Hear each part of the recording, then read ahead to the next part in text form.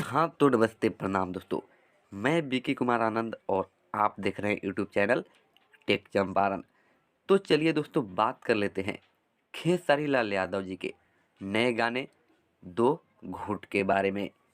दो घूट गाने को जो है खेसारी लाल यादव जी के एडिशनल राइटर अजीत मंडल जी लिखे हैं और इसका टीजर जो है सारेगामा हम भोजपुरी पर आ गया है।